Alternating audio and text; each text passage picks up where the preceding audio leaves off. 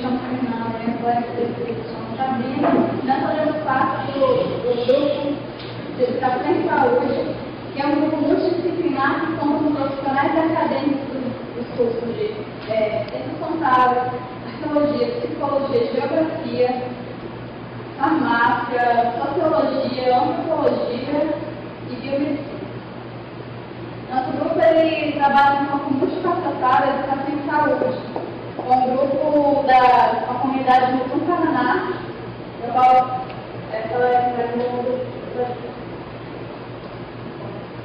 na apresentação de hoje, a gente tem um roteiro que vai mostrar vocês os resultados do ano de 2010, que a gente fez ao longo desse ano. Vamos passar resumidamente os próximos passos desse ano de 2011 e apresentar também o projeto de uma científica da Sabrina e o meu também está sendo iniciado nesse ano.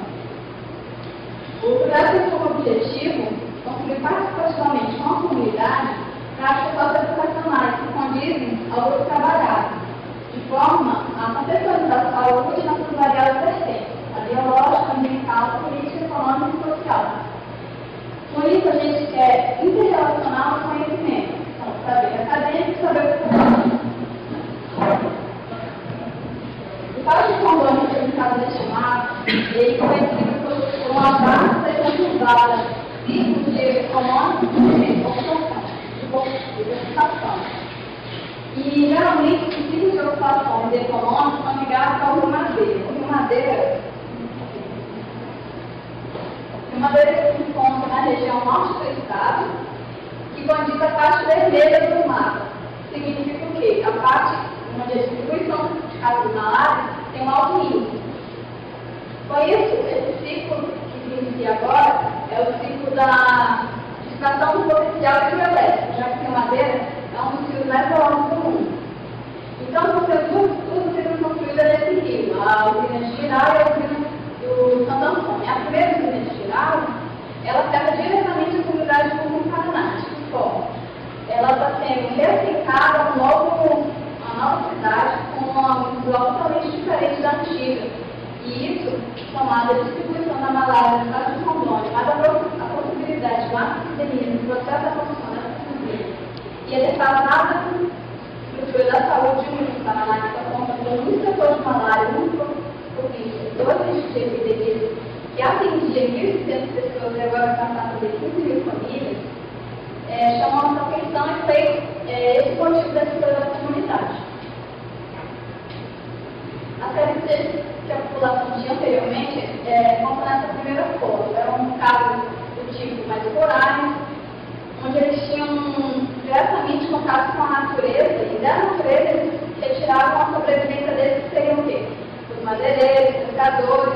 Então, o modo de vida deles mudar completamente, porque eles passavam a casa de Nova Mutum, que é totalmente urbanizada. Aqui a gente tem a antiga Mutum e como ela ficará depois do alagamento das usinas. Então, tudo ficará abaixo d'água e encontrando eles ficarem lá. Por isso, a comida das famílias centrais falta um pouco para mudar totalmente para lá, fora que não encontram Nova Mutum também. No início, a gente estipulou 4 etapas do projeto: planejamento, intervenção, monitoramento e avaliação. Na qual a gente está na missão da segunda etapa para a terceira. Como resultado da primeira etapa do planejamento, a gente teve que formar uma equipe local para o governo. Com isso, os proponentes do grupo aqui do Rio de Janeiro fizeram apresentações do projeto na universidade e, com isso, chamaram vários alunos de diferentes cursos da universidade. Para dois dias de oficina e um hotel na local da cidade também. Aqui a gente tem os blocos da Keliane, da Viviane, da Geane, e também fazem parte do nosso grupo local e estão para aqui nessa apresentação. Nesses dias da oficina, a gente no primeiro momento, a gente fez um conhecimento dos outros alunos, os diferentes não se conheciam. A gente fez um final visual, de forma. Você tinha contato com uma outra pessoa, foram feitas duplas, e você tinha um minuto para conhecer essa pessoa e essa pessoa te conhecer. Posteriormente, você gravava um vídeo sem essa pessoa perto e tinha que dizer tudo o que você aprendeu nesse 1 minuto sobre essa pessoa. Esses vídeos foram passados para todos e assim a gente conheceu a todo mundo nessa oficina. O que é importante nessa oficina, as temáticas sendo feitas no dia seguinte. A gente estava entendendo a metodologia que seria utilizada na comunidade. Posteriormente a gente aplicou. Assim como a gente entendeu a filosofia do projeto e conhecemos especificamente, depois a gente se aperfeiçoou na comunidade também. As primeiras vidas, no primeiro momento a gente fez vidas no Paraná Civil. Na primeira foto a gente tem a Jeane e eu, que estamos sendo orientados por uma moradora. Então ela conta toda a história do Paraná, a partir dos prédios antigos, que foram primeiramente edificados. Assim como os mais recentes. Tinha pessoas também que foram para lá para poder ganhar uma casa, então esse caso só contava o assunto mais polêmico era a prestagem de serviço reassentado, ou seja, ligada diretamente ao fim. Mas eles não deixavam de lado o assunto da malária, que era uma coisa que sempre fez parte do cotidiano deles e que continuava falando com a comunidade.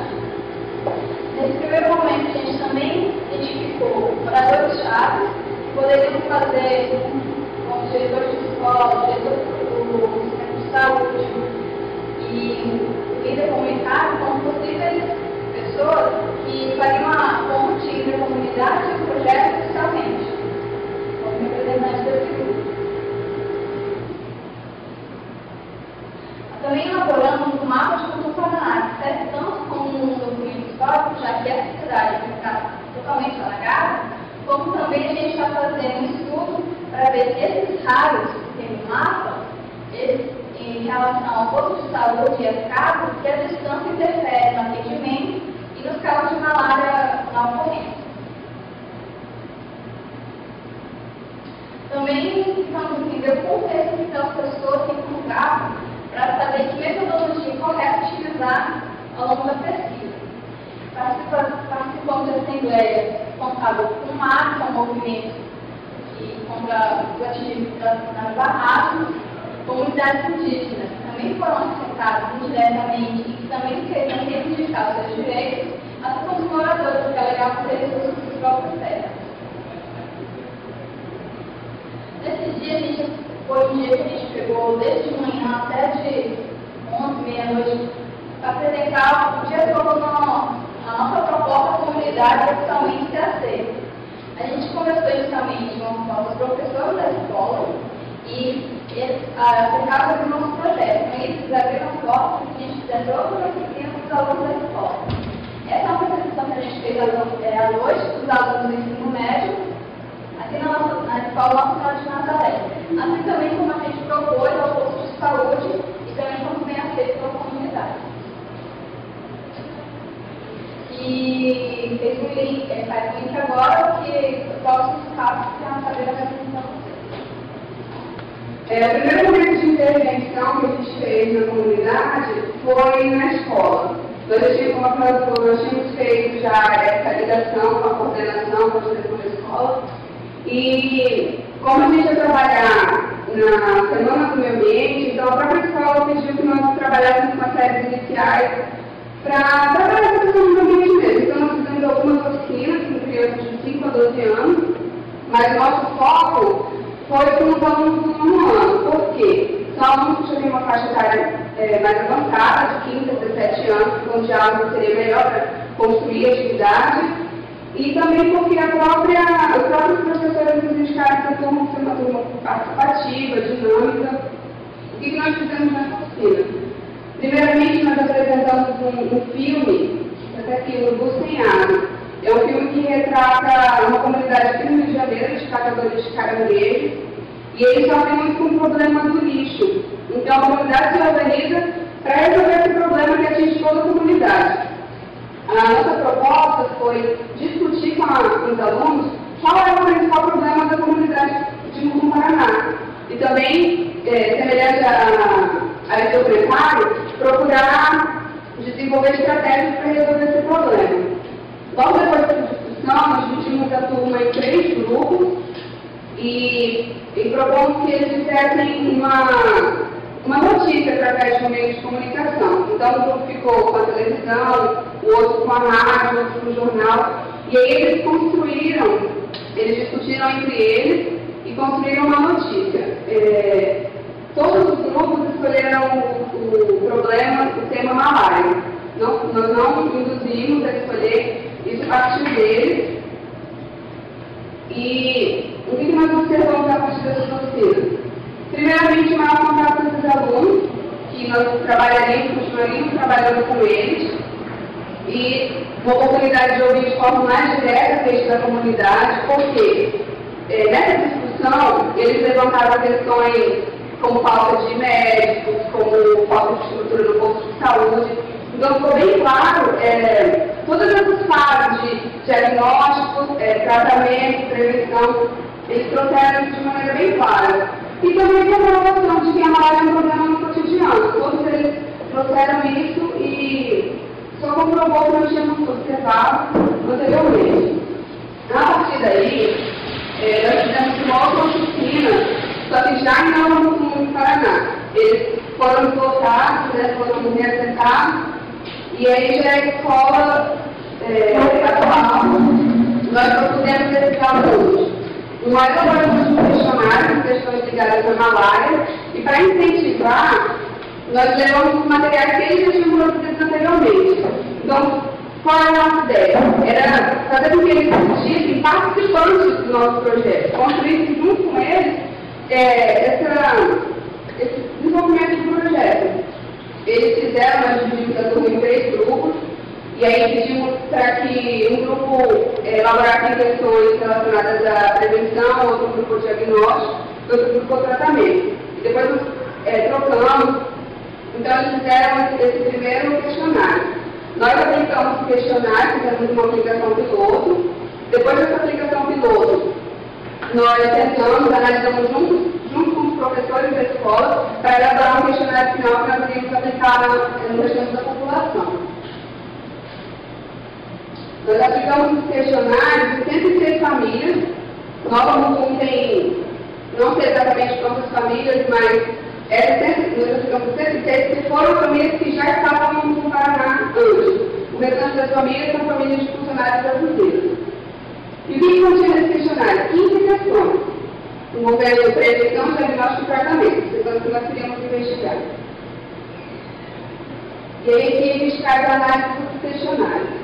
A primeira questão que nos chamou a atenção e é importante foi essa pergunta que nós fizemos: se a pessoa ou um membro da família já tinha tido malária no Paraná. E quase 100% falou que sim, que tinham tido malária ou HIV.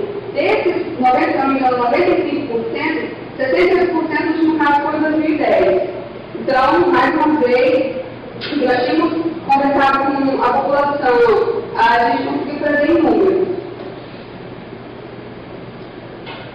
Uma outra questão que também nos chamou a atenção, que vai fundamentar as nossas estruturas, a primeira questão é como pega a malária. Aí nós colocamos essas opções, mosquito, através da água, contato com pessoas com malária, contato com animais.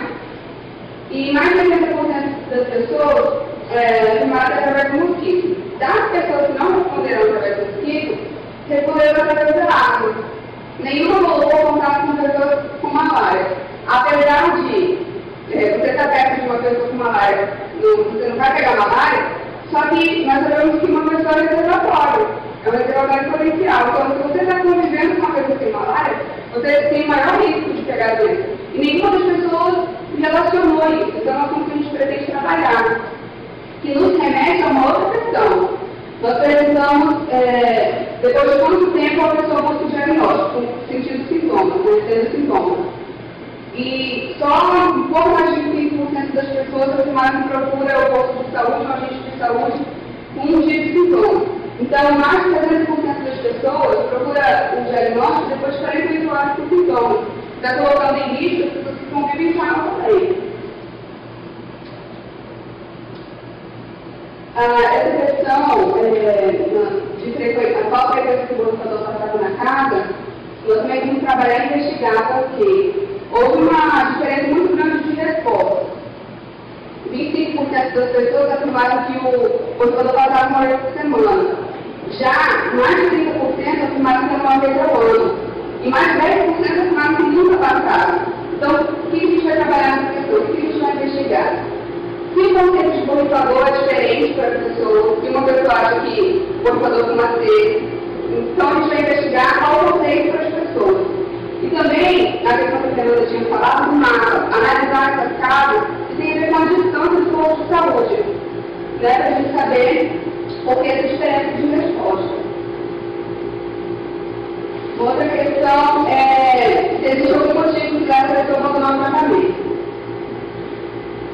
90% das pessoas afirmou que não parou o tratamento em momento nenhum, que é o que vai ao encontro também dos dados da Secretaria de Saúde. Porém, em um ano de pesquisa, em um ano tendo contato com as pessoas, com conversa, porque a gente tem pessoas falavam que elas abandonavam o tratamento quando os sintomas passavam, ou por causa de algum efeito colateral. Então, depois de todo um ano, tendo esse contato com a população, não foi ao encontro do que nós sabíamos contato por eles mesmos. Então, um documento que a gente vai investigar, bem como essa questão de tomar um chá ou outro remédio para auxiliar o tratamento. Mais de 50 pessoas falaram que não tomam nada, só o medicamento pegado no posto. Também vai de encontro com o que eles tinham falado para a gente. Eles tomam, inclusive, até tem o chá de picão, eles tomam, inclusive, como medicamento para o tratamento, não como auxiliar. E a partir dessa análise desse questionário, nós começamos a pensar nas nossas próximas ações. Primeiramente, nós vamos trabalhar através de oficinas, principalmente com os alunos, que já vêm trabalhando com a gente, qual o objetivo? Fazer esses alunos multiplicadores, para levar o conhecimento na sua casa, do seu vizinho. E também podemos, através de oficinas, elaborar material didático, alguma coisa que vá levar para a população um conhecimento maior acerca da malária. E trabalhar basicamente os assuntos que a gente viu no questionário mais necessários. Por exemplo, o conceito de saúde coletiva. Se eu não busco tratamento, se eu não completo o tratamento, eu estou colocando outras pessoas em risco. Isso é questão de comunidade, né? Vem comunidade. Como pega a malária, o tempo para o diagnóstico, a importância do tratamento, todas essas questões que a gente vai abordar na oficina. E uma outra ação vai ser um grupo focal. O que é um grupo focal? Nós pegamos um número determinado de pessoas, um número pequeno, formamos um grupo, e nesse grupo nós vamos discutir e investigar questões que ficaram meio confusas, que eu disse anteriormente. Esse tipo de metodologia é muito usada nas pesquisas sociais, na área da psicologia. Então a gente trouxe esse conhecimento e vamos trabalhar exclusivamente com chefes da família. A discussão, né? As questões que eu disse anteriormente, como borrifação, a entendimento da metodologia do tratamento, interrupção do tratamento, e o uso de medicamentos auxiliares, a gente vai estar discutindo nesse grupo focal, porque a partir daí a gente também vai desenvolver outras ações para estar trabalhando com a comunidade. Bom, através dessa pesquisa, do nosso projeto, eu identifiquei uma situação que eu poderia pesquisar na minha área. Eu sou acadêmica de psicologia, então eu observei esse estresse, todo esse desconforto em mudar de ambiente radicalmente, sem construir um novo ambiente. E a gente sabe que toda essa dinâmica influencia muito na parte emocional e na parte física de uma pessoa. Tem uma área nova da psicologia que, junto com a neurologia, que chama psiconeuroimunologia. Então, dependendo de como você lida com você e com o espaço, pode influenciar na sua saúde física. Até porque o Organização Mundial da Saúde não é só no que está doente. Você está bem física, emocional e socialmente. Então, saúde envolve todos esses aspectos. E a minha pesquisa, esse ano eu tenho como orientadora a Vanessa Lima, que é a professora psicóloga da Universidade Federal de Rondônia, e a Julieta, que é a professora faz parte também do nosso projeto. Tem como título Psicologia Ambiental na Percepção dos Moradores de Nova Paraná. Trouxe um pouco aqui um conceito do que é a psicologia ambiental, e é o estudo do interrelacionamento de comportamento em ambiente físico, tanto construído quanto natural. Esse interrelacionamento que é o ambiente influenciando uma pessoa e a pessoa sendo influenciadora do ambiente. O objetivo geral é investigar os efeitos fortes de cunho emocional e físico dessa população que foi deslocada, resultante da troca significativa de ambiente. E o objetivo específico é compreender como se dá o processo de construção ou reconstrução de identidade em relação ao espaço. Você cria um vínculo emocional com o espaço em que você vive. E se você é deslocado de maneira radical, sem construir outro espaço, você não tem identidade. Então, é uma ruptura de identidade em relação ao espaço. Entender essa dinâmica é importante para entender também como a pessoa vai estar respondendo na área de saúde. Então, o meu objetivo é entender e compreender essa dinâmica que a população de mundo está passando.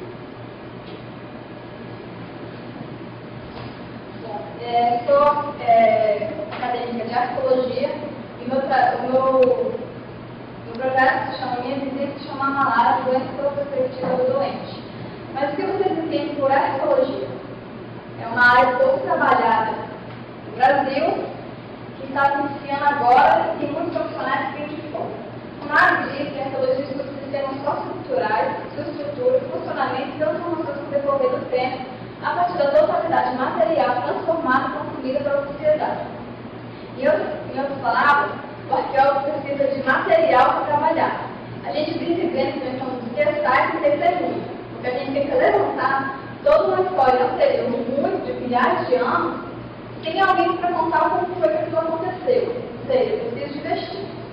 Quando eu vou trabalhar com a comunidade de Sul Paraná, que está sendo atingida pelo incidente geral, eu já tenho no meu histórico um trabalho que eu fiz com a outra usina, que também está sendo construída, em Santo Antônio, no qual a comunidade lá foi abandonada e evacuada de um momento ao outro, teve um motivo semelhante a esse de geral. É o que? A malária controlava aquela comunidade. Ela teve que ser retirada dali e passou a ser em Porto Velho, que é a capital do distrito onde a gente vai trabalhar. Como ela falta do material que vai ficar submerso à água, então eu tive que sair da minha área de arqueologia e tive que ter que trabalhar com história oral, que também não é história nem arqueologia, mas remete às duas, porque trabalha com coisas passadas, só que sem o material físico. Por exemplo, a história ela lida basicamente com documentos físicos e com relatos. Já a arqueologia lida tanto com a história, um documento, quanto, por exemplo, a arqueologia histórica acima, no Pires, foi deixada e a gente não tem como contar a história, até mesmo os indígenas, quando encontraram e entraram na terra. Então, a história oral, por exemplo, do Bangladesh, não se depois um arquivo morto, assim como a história e a arqueologia. Às vezes, os não são físicos, mas pessoas que saíram de Mutum no Paraná para Nova Mutum no Paraná são meu objeto de pesquisa. As memórias delas vivas é que eu vou tentar deixar que elas não se percam. Com isso, o meu objetivo específico é retratar as lembranças individuais dos moradores de Mutum no Paraná, uma experiência coletiva a toda aquela comunidade. A malária é uma doença que afeta aquela comunidade, eu vou tentar retirar das memórias deles como que era a estrutura da saúde daquele local, assim que eles começaram, os primeiros moradores chegar no local, já com peso antropológico, utilizando os primeiros da história oral. Também não é o meu ramo, mas eu estou pesquisando, e que até então eu sou sem orientador em Porto Velho, só conto com a ajuda do Hugo Ricardo, que fica aqui no Rio de Janeiro. Obrigada.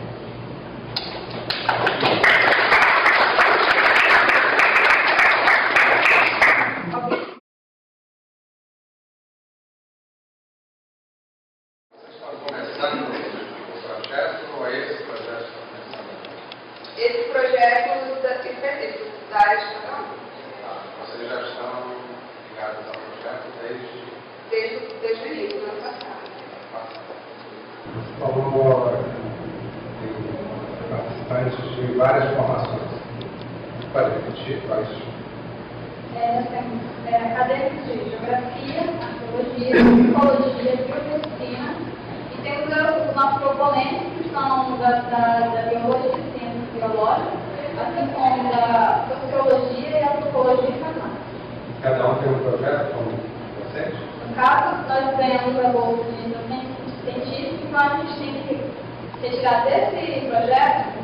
O nosso projeto tem a ver mais com o nosso curso. Foi tanto esse o meu problema que não consigo ligar muito bem a arqueologia, a saúde, sem usar o material. Por isso eu vou tentar tirar um pouquinho da arqueologia para a história oral. A gente não tem muito. Eu tenho um comentário, Sabrina. Primeiro, parabéns às duas, eu gostei de me preocupou quando você colocou a questão de como se pega a malária, e você falou a questão do contato, né? Uma coisa é você pegar a malária pelo contato com outro indivíduo, que não é o que acontece. Então, quando você falou de abordar isso, as pessoas têm que ter consciência de que está convivendo com alguém com malária, aumenta o risco. Simplesmente porque tem um mosquito, por causa da discriminação. Vocês têm que tomar cuidado com isso, porque senão a discriminação não vai ajudar em nada essa população, muito pelo contrário.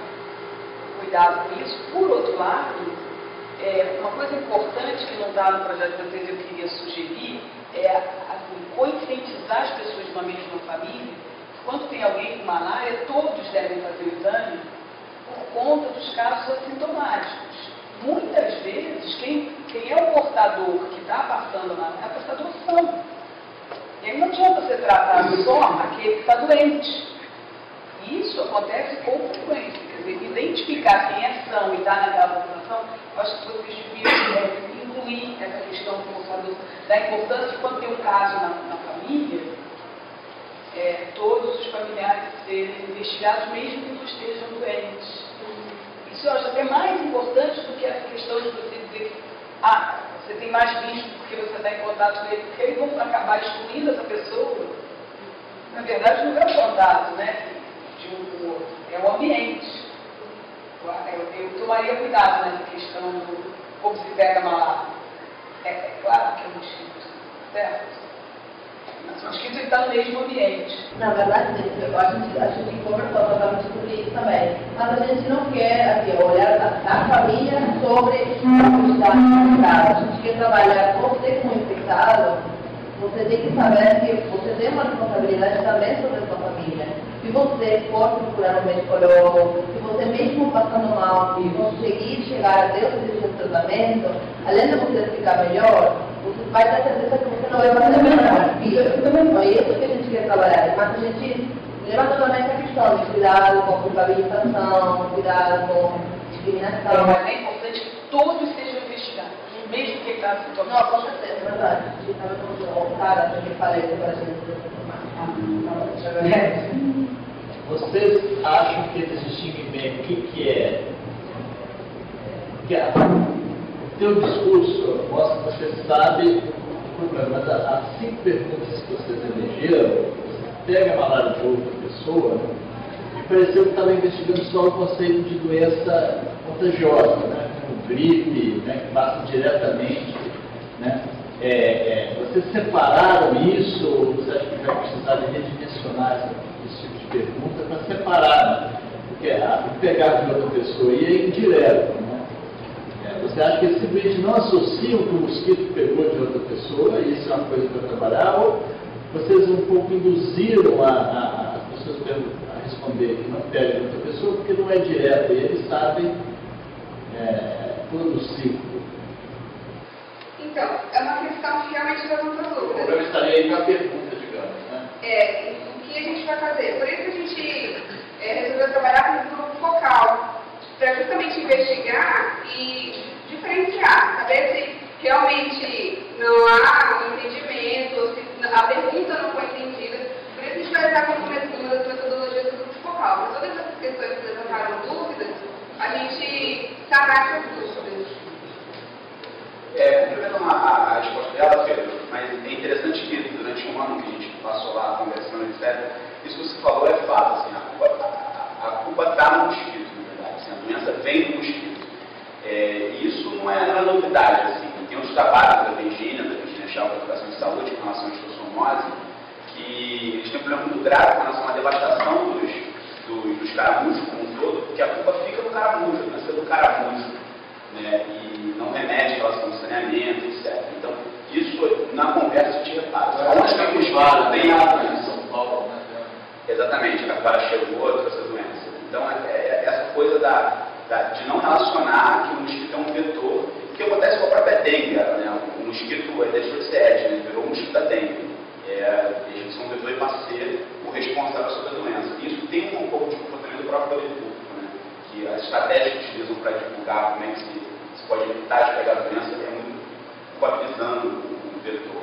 Não que isso não seja importante, entretanto, essa visão da importância de se tratar, etc., está relacionada com porque a gente levantou alguns casos de outras experiências de pessoas na Rondônia que contaram que uma estratégia utilizada para diminuir a maré foi justamente isso, melhorar o tratamento. Porque o mosquito não vai deixar de existir, o mosquito pode continuar na natureza, mas se não tiver pessoas infectadas, se as pessoas o mosquito não pegar o plasmódio, o mosquito pode ficar lá, mas a malária vai diminuir. Um pouco essa ideia com ele. Eu não imaginei que Rondônia tivesse arqueologia, e não penso que a turma de arqueologia se envolver com esse negócio. A gente fala tanto, né, de multidisciplinar, né, projeto, e às vezes a gente se surpreende com as consequências do próprio discurso, né, porque na prática acaba dando certo e valendo o que a gente imaginava. Como é que é a arqueologia da malária na Amazônia? Índio, antes do português, a malária surge da Europa, né? Como é que surge a malária? Da África, não sei. O que eu tenho contato com a malária na arqueologia foi o que eu te expliquei. Eu trabalhei numa escavação dentro da usina de Santo Antônio e é ligada também à usina de Girados. As duas estão simultaneamente construídas. Então, aquela população, ela vivia o quê? Condições inviáveis fiscalmente. Então, o Oswaldo Cruz foi lá e visitou a estrada de ferro que estava sendo construída. Então, foi por conta da estrada de ferro que Santo Antônio surgiu e assim como Porto Velho. O que ele fez? O pessoal, em 2 anos de construção, mais de 6.000 pessoas morreram. E a malária entrou nessa época, né? Ela entrou nessa região, nessa época? Até então, era só ativo na região. Ela já existia no ambiente mais grande, Aí foi explodiu a malária. E a construção conseguia ser finalizada por conta que a malária matava todas as pessoas que iam lá. Em 2 anos, 100 pessoas mortas e muita gente morrendo. O que aconteceu? O nosso estado do Rio de Janeiro foi a Porto Velho projetar e relatar as condições. O que ele fez? Assim como a Julieta falou, ele investiu no tratamento. Só que as pessoas continuavam por querer tomar os remédios. É o que ele fez. Como pedra no bolso, ele fez assim, cada vez que você não tomar um remédio, é um dia de salário menos. Então as pessoas começaram a tomar o remédio e a construção conseguiu ser finalizada. Mas antes disso, Santo Antônio teve que ser... aconteceu o êxito, todo mundo saiu de Santo Antônio, abandonou a cidade e foi para Porto Velho, onde era uma cidade, na época, a nível mundial, conhecida como modelo. Tinha um hospital modelo, que era o Hospital da Candelária, onde o pessoal era atacado. Então, foi quando começou os estudos da malária na região e o tratamento dela. Assim, a situação foi determinada. Até então, foram muitas empresas tentar construir essa ferrovia, que é conhecida como ferrovia de gás. Também, cada ouvinte dela é uma vida que foi na construção, ela tem 366 quilômetros. Então, teve empresas que não chegaram nem a Porto Velho. E antes disso, a malária já matou todas as embarcações que iam até lá. Aí o Oswaldo Cruz foi quem conseguiu resolver toda a questão da malária e resolver o problema. Com relação a essa estratégia da malária, a gente sabe que ela mudou nos últimos 10 anos com a proibição do DDT. Como é que a gente faria para buscar informação específica em Rondônia sobre as quantidades desse inseticida que foi usado nessa região? Isso é um número importante que o pessoal que é parceiro nosso do convênio do Brasil utiliza, né, fica me perguntando, eu não sei onde conseguir. Será que lá em Rondônia alguém tem um registro disso? A gente tem um contato, a gente não sabe se é um registro, a gente tem um contato, inclusive a gente vai voltar a entrar em contato com essa pessoa, que é uma pessoa que nos conheceu muito bem, que é eu não sei como se fala, mas ele é o gerente que administra os borrifadores e esse translado, que se fala, o administrador, gerente de endemias, chefe de endemias de Jaci, Paraná, que é que agora nesse momento está fazendo justamente essa ponte dos borrifadores que trabalham em Jaci e trabalhavam em Mutum e agora vão trabalhar em Nova Mutum. E, inclusive, essa dúvida que nos surgiu sobre justamente essa questão dos borrifadores, a gente pretende resgatar esse gerente, esse chefe, para tirar algumas dúvidas. Não sabemos se tem esse registro. Inclusive, na própria Secretaria de Saúde, quando a gente fez uma visita antes de começar a ir a campo, a gente não teve nenhuma informação mais específica com relação porque, teoricamente, isso tem como se funcionar igual funciona em Recife, por questão da buqueréria, que também tem o mosquito como vetor. Teoricamente, o órgão de saúde ele é responsável pela escala dos borrifadores. Então, quanto que foi usado num determinado período, eles não têm como dizer. Mas eles sabem dizer exatamente qual, teoricamente, eles deveriam ter registrado para qual localidade. E a questão que as meninas falaram, que algumas pessoas não sabem se foi uma vez por semana ou 2 vezes por semana, isso tem que estar no registro. Você mais dado com o registro de compra. Justamente. Porque o registro de compra da prefeitura que é responsável por fazer. Mas comprar não significa que foi utilizado. Então, alguém pode dizer que foi utilizado, são os responsáveis pelas saídas dos carros. Foi usado até o jeito proibido. Sim, porque tem um problema, Jaci e Mutum passam um problema desde o início da construção das usinas, é que eles utilizam a força-tarefa, que na verdade deveria ser pontual em determinados momentos, durante todo o percurso da sua obra. E essa força-tarefa, ela tira um pouco, como é estadual, a força-tarefa é bem com verba do Estado, ela tira um pouco da gerência administrativa municipal. E aí, quando a gente entrou para a Secretaria de Saúde, eu acho que isso, eles perderam um pouco esse controle, de que realmente que a intensidade está chegando, em que momento está chegando, quando que eles estão levando, e a situação é caótica, né? Então, eu acho que isso talvez dificultou um pouco de dar essa informação, mas eu acho que é uma pergunta importante a ser feita. E o que a gente sabe é assim, o Brasil, ao assinar o Convênio de Estocolmo em 2004, assim, não usa mais DDT. Mas, na realidade, desde 98, o Ministério da Saúde já tinha tomado essa posição, né, e retirado o DDT do arsenal. Então, assim, tipo, comprou para o Brasil inteiro, às vezes 99% da Amazônia, 3 mil toneladas. Isso é uma última compra que a gente sabe. Mas e depois, isso foi usado até o fim. Que é engraçado, assim, que a gente realmente já viu o relato, até em outros garimpos que a gente, o Chão, o Gola, viam, e os caras estavam usando o DDT mesmo já após essa portaria proibida. Mas por quê? Porque a portaria tinha lá uma frase, enquanto duraram os estoques. A ideia, né, dentro da cabeça, cada guarda em cada casa vai utilizar 2 gramas por metro quadrado, né? Se um dia a gente conseguir acesso a algum número assim, ó, de 95 a 97, a gente sabe que foram 50 casas em Mutum, em Jaci, a gente pode fazer a conta ali. E não tem problema estar 10 vezes acima, 10 vezes abaixo, porque a gente quer uma ordem de grandeza de toneladas. Porque, claro, que essas 3 mil toneladas não foram para Rondônia. Uma parte talvez tenha ido por conta que é o lugar onde tem mais coisas acontecendo e mais gente. Mas que fração que é, né? Nos números da malária, a gente fica sempre vendo 300 mil ao ano, mas é a Amazônia toda. Então, a gente fazer um recorte para Rondônia, depois fazer um recorte para as 2 comunidades, ou para essas áreas, já é nosso, né?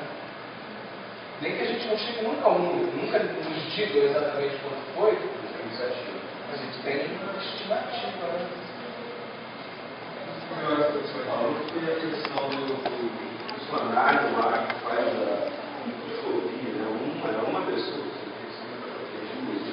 um número pequeno. Ele fazia cerca de 1.500 exames, agora ele vai para 10 vezes, 15 vezes. Isso é uma briga com detalhe. Um detalhe importante. A comunidade já foi removida para o posto de saúde ainda não. Não foi, eu vi aquelas caras falando, eu ia perguntar isso. Como é que é aquilo? Tem Ainda não foi. a estrutura da escola? A escola foi meio que para obrigar os funcionários a saírem de lá. Eles não tinham conseguido montar a estratégia para levar o posto de saúde. Então, as casas foram, a população foi, a escola foi, mas o posto de saúde ainda não. Tem até um caso interessante que a gente não colocou aqui, que durante a aplicação piloto, que a gente fez o questionário em sala de aula, nas turmas novas, né, em Nova Mutum, tinham filhos de moradores, filhos de antigos moradores de Nova Mutum, de antiga Mutum, e filhos de funcionários, né, que assim, a dicotomia é clara em sala de aula, né, porque até a forma de se vestir e tal, enfim, uma coisa bem complicada. Mas nesse momento que a gente estava conversando com eles, a gente descobriu um menino que pegou malária já em Nova Mutum. Então talvez seja o caso número 1 número 0 de malária. E ele só foi descobrir porque a família dele do Paraná, ele passou mal, aí não tinha plano de saúde, foi até Porto Velho, não tinha plano de saúde pela empresa, o médico em Porto Velho medicou ele para uma dor de cabeça, um enjoo, etc.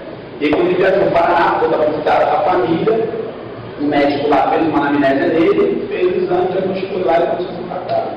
Você mostrou que a coisa é um pouco complexa. Aí outra coisa também, que na verdade são 15 questões, né? Tem uma questão que a gente vai voltar a trabalhar também, a ver perguntar se a campanha fica muito grande, que a gente perguntou quantas vezes a pessoa precisou fazer uma lâmina até sair do resultado positivo. E agora eu não lembro o dado, mas tinha casos que a pessoa tinha feito 7 vezes, uma coisa assim. Era mais de 50% que tinham feito pelo menos 2 vezes. Sendo que a pessoa vai esperar talvez mais de uma semana para voltar a fazer, então os casos de falso negativo, sendo que foram uma coisa que desde o primeiro momento estão nos alertando sobre isso, sabendo que está acontecendo o Covid, está com que velocidade se revelando, mas aí a gente vai... Esse homem tem malária também. Vai que ele tem malária também. Eu acho que sim. A partir do momento que tem deslocamento, aquela pessoa que se deslocou, ela até no aeroporto. Então, usar ele como primeiro caso... Não, eu falei, por isso que eu falei. Ele pode ser pego em Nova Mutum, ele pode. Mas foi interessante, porque era claro, você não tinha vergonha de falar, porque a malária, para esses meninos que chegaram lá, diferente, a malária era a doença da galera do mar, que veio de Nova Mutum, que veio de Mutum, foi para lá, dos bichos do mar, isso não é uma doença deles. Enfim, só um relato, por isso que não aguentaram, não aguentaram. Como é que vocês duas veem as possibilidades das intervenções de educação, científica, na questão da malária? Outras questões de saúde que vocês estão dando na malária, né? Primeiro, se há outras, se vocês viram intervenções lá em Rondônia, vocês acham que da possibilidade seria efetivo, não seria, pode ser feito? Na minha área, já como é uma área da primeira turma de arqueologia graduando aí, então é uma forma de levar a arqueologia para as pessoas conhecerem. E é uma forma que a gente sempre ligava de que a arqueologia é multidisciplinar. Trabalha com a gente geólogos, médicos, engenheiros, é uma gama de diversidade que um campo só que a gente precisa. Então, é uma coisa difícil de mexer a medicina com a arqueologia sem usar, como eu te falei, material, mas é uma coisa que a gente já vai ter, é um avanço que a gente vai conseguir fazer na área. E só o fato da gente estar fazendo essa relação comunidade e academia, a gente tanto abre os olhos desses jovens para entrar na academia e terem outros multiplicadores, como a gente tem a oportunidade de exercer antes da gente se tornar profissionais essa nossa relação malária, elas são todas diferentes. Eu estou com essa dificuldade, também não consegui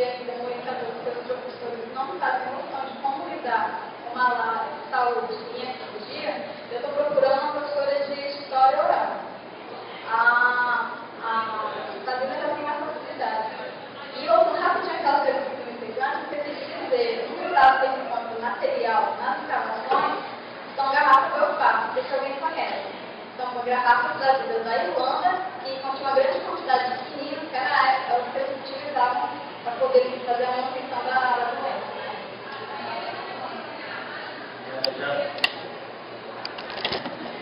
Para combate à malária ou era usado por outros motivos? Vindo da Irlanda? Então, porque assim, como era no meio da Amazônia, você não tinha mais nada ao redor, só tinha aquela parte onde eles estavam construindo, tudo era da Inglaterra, no meio dos... Mas esse nasce era de um medicamento, né? Depois era uma bebida usada por outros motivos.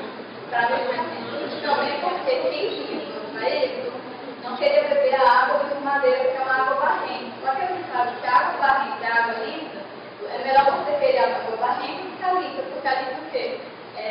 O barro baixa e ela vai ficar em cima. Enquanto a barrenta não, né? Ela é mais saudável do que as órgãos de pinzeiro, que o nosso dizia. Então, eles não queriam beber água de madeira e para combater a malária, traziam uma garrafa da face da Irlanda com água multinífera e água tônica.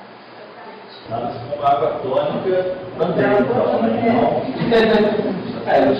Eu saber, se a garrafa de eu levar o postinho dizendo que o Supi está tomando quinino. Na verdade, era Gin. ele é uma grande quantidade de coisa, pela quantidade de garrafas que a gente acha, até porque, para ficar por horas de extraviado, então era uma grande quantidade de vinho no Brasil. Interessante. E essa deveria te responder. Então, a pergunta que você fez, a minha área, ela me dá duas vertentes, né? Da saúde e da educação. A psicologia consegue, na minha opinião, a educação é sempre é válido, porque a partir do momento que você, eu não gosto de usar muito o termo conscientiza, mas a partir do momento que você sensibiliza uma comunidade de trabalhar determinado problema, a partir do momento que a pessoa se sensibiliza a entrar contra alguma coisa, sempre há uma resolução. Talvez nem tanto, porque a gente sabe que não adianta culpabilizar a vítima. Não é culpa de uma pessoa, mas tem todo um sistema. São questões políticas, sociais. Mas a educação em saúde, essa questão de ações educativas, numa população, numa comunidade que se vê participante disso, não chegar e querer ensinar ou querer interferir, mas fazer com que a população se sinta participante disso, eu acho que sempre é válido. Então eu consigo ver um resultado positivo, tanto no grande projeto como no nosso projeto particular. Na minha primeira ida no Paraná com o pessoal do projeto, a gente estava lá tomando lanche e eu vi uma chefinha que faz parte do que? Da teologia. Até o Eduardo fica um pouco, né? Tem que identificar que para ele era só uma pedra, né? Então, eu percebi, e nesse meio que a gente ainda conseguia antiga costume, o potencial arqueológico daquele local. Só que ali já está sendo feito estudos arqueológicos por conta das usinas de geral, contrataram uma usina especial, que era documento.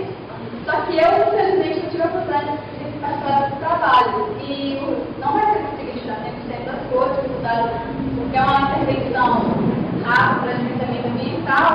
Então, eu, infelizmente, estou chorando muito por conta disso, e acho que é muito bastante, mas o potencial para a minha área é grande.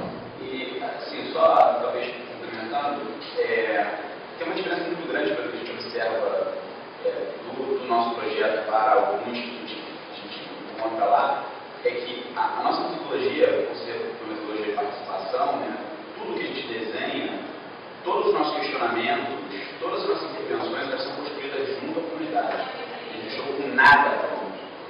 Não tínhamos com a ideia que não era problema, não tínhamos com nada pronto. Então, isso dá uma propriedade, né, dá para a comunidade, as pessoas que estão trabalhando com a gente, uma identidade e uma aproximação muito grande do que a gente pretende ter, a nossa pretensão, o material que possa ser produzido, seja recebido com mais facilidade, inclusive com o próprio questionário, a gente não teve resistência nenhuma quando a gente aplicou o questionário, sabendo que os próprios alunos tinham produtores desse questionário. A gente acredita que essa produção em conjunto com a comunidade facilita muito, diferente de outras metodologias que são mais simples, se pensa, se estuda e aplica. Eu acho que isso tem um pouco mais de resistência. A gente acredita que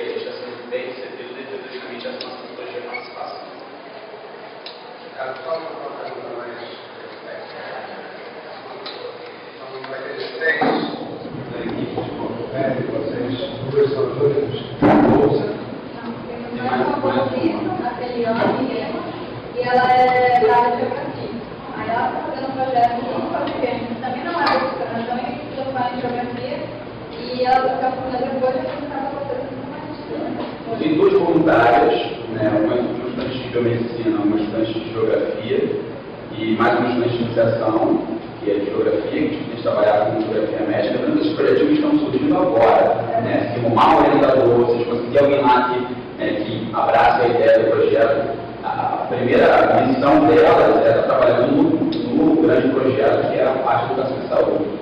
E, enfim, essas são os nossos grupos de trabalho. Em termos práticos e técnicos, a equipe aqui do Rio de Janeiro, esse trabalho vai ser inserido na tese do Ricardo. Sim, parte do. Ele está usando uma parte, sim. Ele está trabalhando com políticas públicas, ele vai trabalhar com uma área, parte, sim. E aqui no Rio, alguém tem um projeto, subprojeto desse projeto? Aí é um projeto, todos os candidatos no projeto. Há projetos, né, na área de malária, né, direto, né, como está se falando com esse projeto aí. Eu peço que eu projeto de malária. Projeto de malária, são pessoas que não conhecem, né? Há pessoas trabalhando com plasmódio, trabalhando com oncologia de plasmódio, trabalhando com gente de resistência à droga, plasmódio.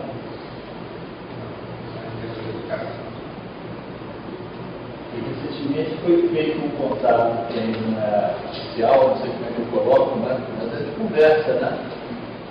Entre algumas pessoas do PETAN e como é que é o nome do nosso amigo que teve da conferência, o Paulo. Não, São Paulo, que tem o projeto do Gerard? Não. O Cobert. Isso o Ricardo está novamente aproximando.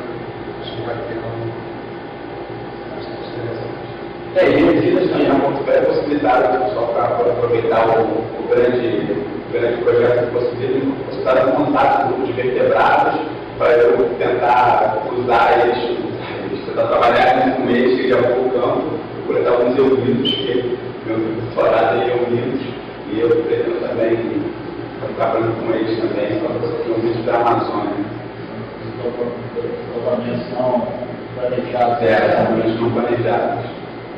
Mas eu vejo assim, com interesse, então acho que a gente deve, obviamente, acompanhar a questão da interação com o grupo público, né? Porque é um projeto que tem outra finalidade, né? Que é já coisas decididas sobre ações a serem feitas no combate à malária, né? Onde que, eventualmente, a educação pode ou não ter um papel, porque é um grupo desse e ações planejadas em que seja acompanhada, mas não seja para ser implantadas em Rondônia, não sei o que se planeja para Rondônia. O primeiro passo é o mosquiteiro, né? Como é que é a aceitação, o entendimento. Talvez a você só vai caber realmente se o dia dar esse projeto lá e o público da mosquiteiro precisa acompanhar.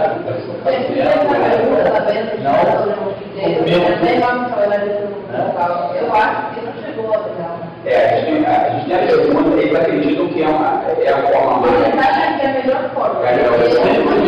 Sempre trabalhar junto, né?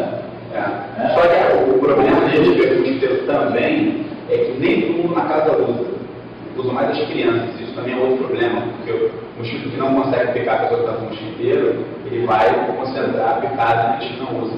Então, possivelmente, é uma linha que a gente pretende trabalhar que a gente não usa no mosquiteiro. Esse óbvio também tem hábitos diários, não faz só a festa aqui da noite. Não, pode ser. No início agora no amanhecer e um pico no entardecer. Mas à noite ele também faz parte do doméstico das pessoas. Lá que tem hábito de hidratar, esse negócio do que tem que estar na casa. Nos horários não deram à noite, foi também utilizado como o adulto também utilizou nessa da construção. Eles faziam, colocavam telas na janela, não podia ficar o bem quentado, mas não mosquito não, e as portas deixam para dentro e para fora. Isso, a corrente de ar não permitia que eles entrassem na hora de